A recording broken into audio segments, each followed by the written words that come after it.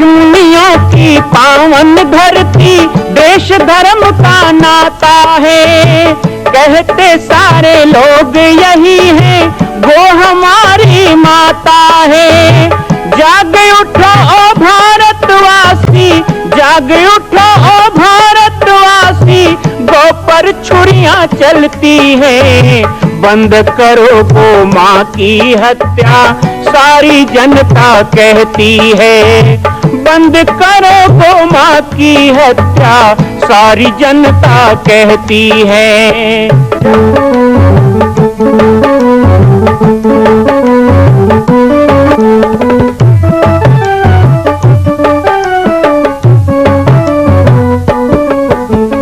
जगह जगह पर बूचड़ खाना, लाखों गौएं कटती हैं। किसे सुनाए व्यथा हमारी, नैना नीर बहाती है। रक्षा करना गौ माता की, रक्षा करना गौ माता की, गीता ज्ञान सिखाती है। बंद करो गौ माँ की हत्या, सारी जनता कहती है। बंद करो गौ माँ की हत्या, सारी जनता कहती है। जय श्री राम, जय गौ माता, जय गोपाल। स्वागत है आप सभी का भारत के हृदय स्थल छत्तीसगढ़ प्रांत में मां कौशल्या धाम जिला बालोद में विगत 18 वर्षों से बन रहे इस विशाल दिव्य भव्य मंदिर का निर्माण। विश्व के अंदर भगवान राम के लाखों मंदिर हैं। अब अयोध्या में भी रामलला विराजित हो चुके हैं, लेकिन छत्तीसगढ़ की बेटी मां कौशल्या जो राम की माता है, उनका एक भी मंदिर पूरे विश्व में नहीं। इसीलिए यह विशाल तीर्थ का निर्माण विगत वर्षों से चल रहा है बालोद जिला छत्तीसगढ़ में। 25 करोड़ की लागत से बनने वाला 108 फीट ऊंचा, 65 फीट चौड़ाई और 136 फीट लंबाई का राजस्थान के ठोस पत्थरों से बनने वाला यह मंदिर हजारों वर्ष तक भारत में 5वें धाम कौशल्या धाम के रूप में स्थापित रहेगा। 3 तल के इस मंदिर में प्रथम तल पर भगवान शिव, मध्य तल में गोद में रामलला को लेकर स्वर्ण सिंहासन में मां भगवती कौशल्या विराजित होंगी और तीसरे तल पर पंचमुखी हनुमान। इसके अलावा सामाजिक समरसता को समर्पित यह मंदिर सनातन हिंदू धर्म के समस्त देवी देवताओं महापुरुषों की मूर्तियों से सुसज्जित होगा। आप सब एक एक मूर्ति का संकल्प भी इस मंदिर के लिए कर सकते हैं। ध्यान रखिएगा, यह अवसर बार बार नहीं मिलेगा, क्योंकि 2026 में मां कौशल्या का दिव्य भव्य धाम स्थापित हो जाएगा। मां कौशल्या विराजित हो जाएगी। एक बार पुनः आप सबको निवेदन करूंगा, आइए, जुड़िए और सबको जोड़िए इस विशाल तीर्थ के निर्माण में। मैं राम बालक दास महात्यागी आप सभी को आह्वान करता हूं, संपूर्ण प्रदेश एवं देशवासियों को, कि जिस तरह रामलला के दिव्य भव्य मंदिर के लिए आप सब ने मुक्त हस्त से दान दिया है, इसी तरह मां कौशल्या के एकमात्र विश्व के प्रथम धाम के निर्माण में आप सभी मुक्त हस्त से दान दें। यह दान 3 आहुति के रूप में लिया जा रहा है। हम 1100, 1700, 5100, 11,000, 21,000, 1 लाख, उससे भी अधिक जो भी राशि करना चाहें 2025 और 26 के अंतर्गत 3 बार देने का संकल्प लेंगे। महाकुंभ की महिमा जितनी कही जाए कम है, लेकिन मैं उस एक तथ्य से शुरू करूंगा जिस तथ्य से शुरुआत हुई थी। 144 वर्षों की तपस्या और इंतजार का ये फल है। मैं आप ही से ये पूछना चाहूंगा बाल योगी जी, जिस तरीके से इन 144 वर्षों पर फोकस किया गया, कुछ ने इस पर बाद में प्रश्न उठाया, आपका क्या मत है? सबसे पहले तो IBC 24 का बहुत बहुत धन्यवाद करूंगा कि आप प्रयाग महाकुंभ से लेकर छत्तीसगढ़ के राजिम कुंभ कल्प तक पहुंचे हैं और मां महानदी, पैरी और सरस्वती के इस पावन तट पर हम प्रयाग की चर्चा कर रहे हैं। गंगे तव दर्शनात् मुक्ति। गंगा का दर्शन मात्र ही संपूर्ण पापों को दूर कर देता है। तो मैं समझता हूं कि विवाद भी वहीं पे ख़त्म हो जाने चाहिए। जब गंगा शब्द आ गया तो सब कुछ पावन हो जाना चाहिए, मन की कलुषता और मानसिक विकार खत्म हो जाना चाहिए। लेकिन जो 144 वर्षों के बाद ये संयोग, और उतना ही अद्भुत ये रहा है अमृत कुंभ, उतना ही अद्भुत, क्योंकि इतना जन सैलाब और हिंदुत्व का जो एक ऐसा सैलाब वहाँ पे पहुँचा है और अभी भी उतना ही स्थिति वहाँ पर है। तो मैं समझता हूँ देख करके भी मानसिकता बदल जानी चाहिए। लेकिन गोस्वामी तुलसीदास जी ने कहा है कि फूल ही फरही न बेत जदपि सुधा बरसहि जलद, और मूरख हृदय न चेत जो गुरु मिलहि बिरंचि सम। तो कहीं ना कहीं कुछ कुबुद्धि तो देश में रहती ही है, तो वो पूरी तरह से भ्रामक बातें जो फैलाई जा रही हैं उस पर ध्यान ना देकर हम सबको जो प्लस पॉइंट है, जो पॉजिटिव है, वो बात समझना है कि वही प्रयाग महाकुंभ है और वही राजिम कुंभ कल्प छोटा सा उसका अंश है, और दोनों ही बहुत सफल है। जितना 144 साल के संयोग के बाद प्रयाग महाकुंभ की सफलता दिख रही है, हम छत्तीसगढ़ में राजिम कुंभ कल्प में भी देख रहे हैं कि हम 2 भाग में मेला बांट रहे हैं तो भी यहाँ समा नहीं रहा है जन सैलाब। तो ये अद्भुत ज्वार बताता है कि देश में परिदृश्य हिंदुत्व के ज्वार के साथ बदल रहा है और आने वाले समय की ओर संकेत कर रहा है कि आने वाला समय सनातनियों का ही होगा, और सनातन के विरुद्ध या कुंभ के विरुद्ध जो भी बातें कही जाती हैं उन लोगों को हम बिल्कुल जवाब देते रहेंगे और उनको भी उनका भी जो विचार है वो जरूर बदलेगा। जी बालकदास जी महाराज, ये कुंभ बहुत से संदेश दे गया। इसमें संतों का समागम, अखाड़ों का, उनकी परंपराओं का निर्वहन, युवाओं का इससे जुड़ना, ये और एक नई चीज़ हमने देखी। लेकिन कुछ दृश्यों ने मन में कौतूहल के साथ प्रश्न भी छोड़े, जैसे किन्हीं शंकराचार्यों का थोड़ा बाकी के शंकराचार्यों से या धर्म गुरुओं से अलग जाकर वक्तव्य देना, या जिनको आप लोग वामपंथी कह रहे हैं उस पक्ष की भाषा बोलते हुए नजर आए। इसे कैसे देखते हैं आप? देखिए, अभी भारत को संभलने की जरूरत है, और एक बहुत बड़ा नारा है कि हिंदू हिंदू एक रहेंगे, भेदभाव को नहीं सहेंगे। भेदभाव जातियों में भी होती है, भेदभाव परिवार में भी होता है, और भेदभाव परिवार के 5 सदस्य हों तो उसमें भी हो जाता है। भारत एक ऐसा देश है और सनातन हिंदू धर्म एक ऐसा धर्म है जहाँ बहुत से उपासना पद्धति है। आपने अखाड़े की बात कही, लेकिन अखाड़ा परिषद कह देने से एक अखाड़ा नहीं होता है, उसमें 3 अनी होती है, 13 अखाड़े होते हैं, सन्यासी होते हैं, बैरागी होते हैं, शैव शाक्त वैष्णव तीनों परंपरा होती है। सबकी अपनी अपनी उपासना पद्धति है। कोई उग्र उपासना करता है, कोई शांत उपासना करता है, कोई सौम्य उपासना करता है, कोई दास्य भाव से, कोई स्वामी भाव से। तो भृगु ऋषि ने भगवान विष्णु के सीने पर पैर से प्रहार किया था। यदि यह हमारी वेद की कथा है तो वही परम वैष्णव भगवान विष्णु ने उनके पैर दबाते हुए कहा था कि कहीं आपके पैर में तो चोट नहीं लग गई। तो इस तरह हमारे कोई जगत गुरु शंकराचार्य या हमारे संत परंपरा के कोई अग्रणी धर्माचार्य, रामानंदाचार्य, कोई भी मत पंथ का है, यदि वो किसी विषय पर अपना पक्ष रखते हैं, कभी कभी तो सत्य कड़वा लगने लग जाता है तो राजनीति तिलमिला जाती है।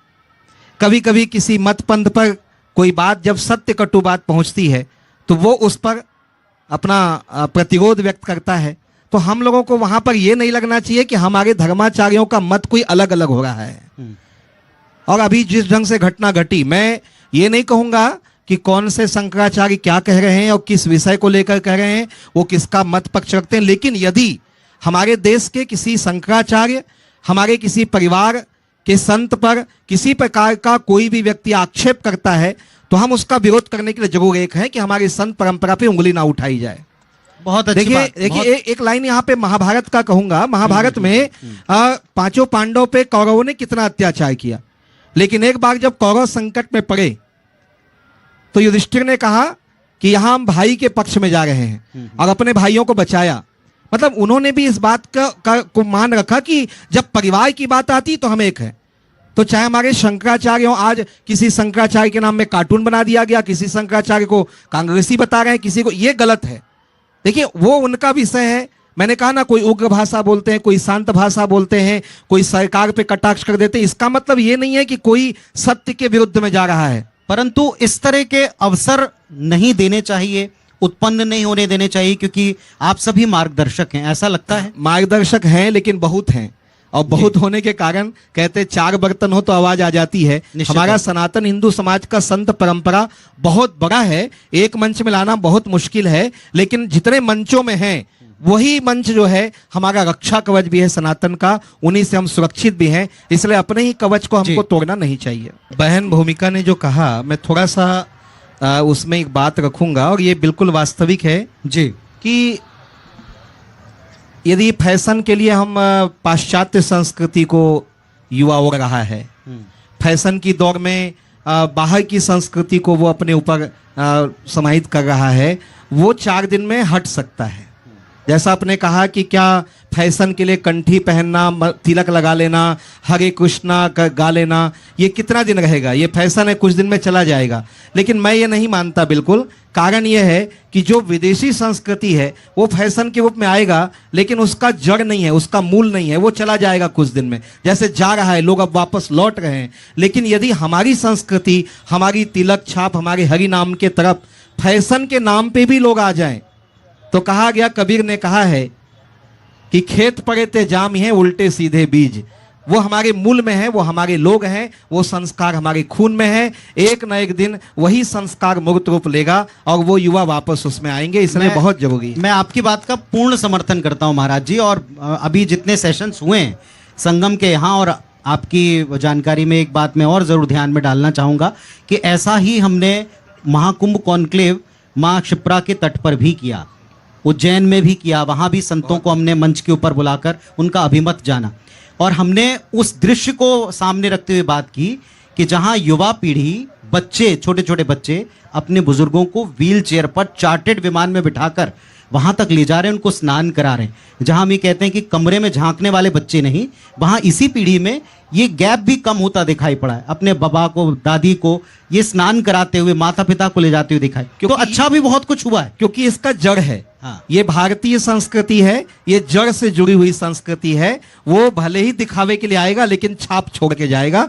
और परिवर्तन ला के जाएगा। वो हमको दिखाई बस एक छोटी सी जो चिंता थी, मैंने जो पूछा था बहन से, कि यही था कि ये दौर अगर ऐसा है कि हम फैशन के लिए ये सब कर रहे हैं, रील्स के लिए कर रहे हैं, मैं थोड़ा और आगे बढ़ता हूं, अगर हम ये रील्स के लिए कर रहे हैं, रील की प्रतिस्पर्धा के लिए कर रहे हैं, तो हमें अब आगे क्या करना है? देखिए, अब चेतना तो जाग गई, हम वहां चले भी गए, हमने उस आनंद को प्राप्त किया, अब इसे आगे कैसे बढ़ाएं?